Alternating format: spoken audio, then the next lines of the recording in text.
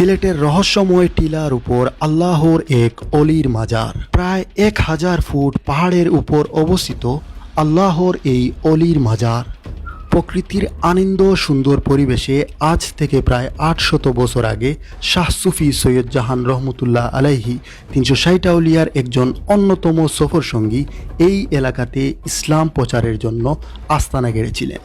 অনেকের কাছে এই মাজারটি ভয়ঙ্কর বানর গেরা মাজার হিসাবে পরিচিত। চুরি হয়ে যাওয়া মাল ফেরত পেতে, শত্রুকে ঘায়েল করতে কিংবা মনের আশা পূরণের জন্য এ মাজারে এসে অনেকেই বাতি জ্বালিয়ে দিয়ে যান। এ মাজারের প্রাচীন নিদর্শনের মধ্যে আছে একটি আশা। আল্লাহর অলি যখন এই টিলার উপরে এসেছিলেন তখন এই আশাটি এখানেই স্থাপন করেছিলেন। আসসালামু আলাইকুম।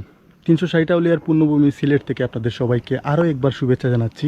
আমি মোহাম্মদ দিলওয়ার হোসেন। আশা করছি সবাই ভালো আছেন, সুস্থ আছেন, নিরাপদে আছেন।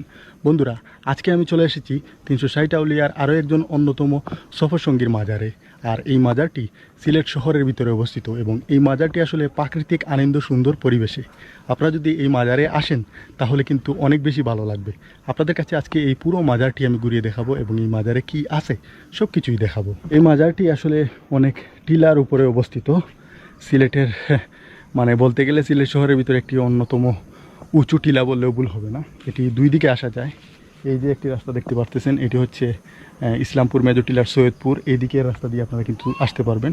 আর আরও একটি রাস্তা হচ্ছে এই যে, এটা হচ্ছে টিলাগড় কৃষি বিশ্ববিদ্যালয় বা ইঞ্জিনিয়ারিং কলেজের সাইড দিয়ে যে একটি রাস্তা, এই রাস্তা দিয়ে কিন্তু আপনারা এদিকে আসতে পারবেন। এই হচ্ছে মাজারে যাওয়ার রাস্তা।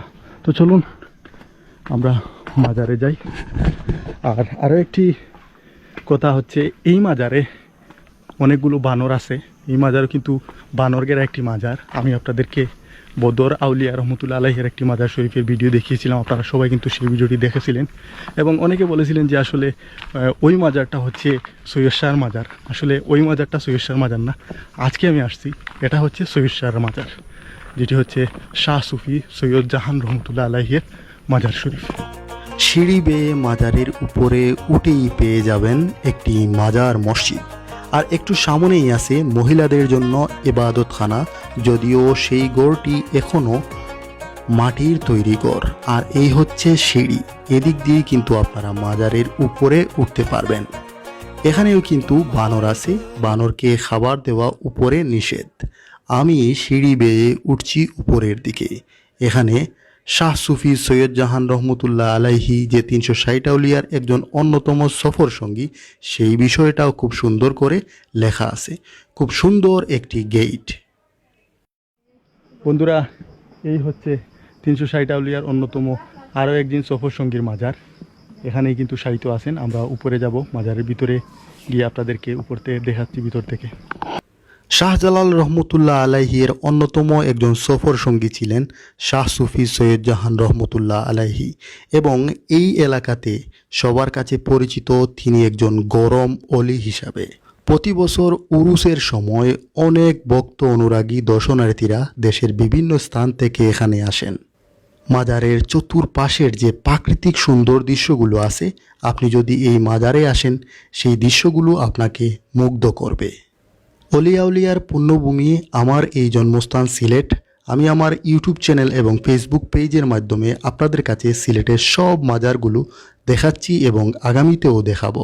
আপনারা দেখছেন এখানেই শায়িত আছেন 360 আউলিয়ার অন্যতম সফর সঙ্গী হজরত শাহ সুফি সৈয়দ জাহান রহমতুল্লাহ আলাইহি।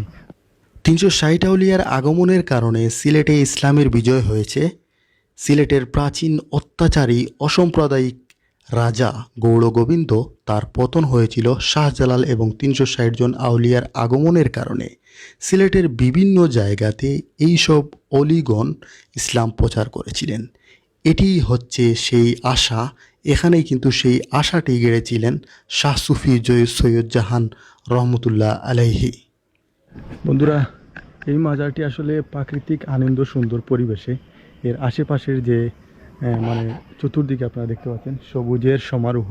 এর খুব কাছেই কিন্তু হচ্ছে যে টিলাগড় ইকো পার্ক, এর পাশে কিন্তু, যার কারণে কিন্তু এখানে অনেক বানর দেখা যায়। এখানে যদি আপনারা আসেন তাহলে কিন্তু বিকেলবেলা অনেক বানর দেখতে পারবেন। যদিও এখানে খাদিম যিনি আছেন তিনি জানালেন যে আসলে এখানে তো সব সময় খাবার দেওয়া হয় না বানরগুলোকে, তার কারণে অনেক সময় দেখা যায় যে এখানে আসলে বানর পাওয়া যায় না। তবে শুক্রবার, বৃহস্পতিবার এই দিনগুলোতে সবচেয়ে বেশি বানর এই মাজারে থাকে। মাজারে এখানে অনেকেই দেখেছি যে আসলে আগরবাতি, মোমবাতি এই বাতিগুলো এখানে জ্বালিয়ে দিয়ে যান। অনেকে মনে করে থাকেন এই মাজারে এসে বাতি দিয়ে গেলে বা এখানে এসে এই মাজারে এসে বাতি জ্বালালে মনের আশা পূরণ হয় বা অনেকের অনেক সমস্যা আছে, সেই সব সমস্যার সমাধান হয়। আপনারা দেখছেন একটু আগে কিছু দর্শনার্থীরা ছিলেন, মাজার জিয়ারত করেছেন এবং তারা এখানে এই যে বাতি জ্বালিয়ে দিয়ে গেছেন। এই যে দেখুন বাতি। বন্ধুরা, আমি আমার এই ইউটিউব চ্যানেল এবং আমার Facebook page DS travelling info, আপনারা যদি আমার ইউটিউব চ্যানেলটা ভিজিট করেন তাহলে সেখানে একটি প্লেলিস্ট পাবেন ডিএইচ মাজার শরীফ ডকুমেন্টারি। সেখানে আমি আমার সিলেটের 360 আউলিয়ার যত অলিগণ আছে, বিশেষ করে যারা গরম গরম অলি আছেন তাদের মাজার নিয়ে কিন্তু আমি আলাদা আলাদা ভিডিও প্রকাশ করেছি। এখন ধারাবাহিকভাবে আপনাদের কাছে ফেসবুক পেজের মাধ্যমে সেই ভিডিওগুলো আবারও প্রকাশ করব এবং অনেক জায়গায় আমার এখনও যাওয়া হয়নি। আপনারা আসলে আমার মাজারের ভিডিওগুলো খুব বেশি পছন্দ করেন সিলেট এবং সিলেটের বাহিরে। ইনশাআল্লাহ চেষ্টা করব সব অলিগণের মাজার আপনাদেরকে দেখাবার এবং তাদের সম্পর্কে যতটুকু ইতিহাস জানি সেটা আপনাদের সাথে শেয়ার করব।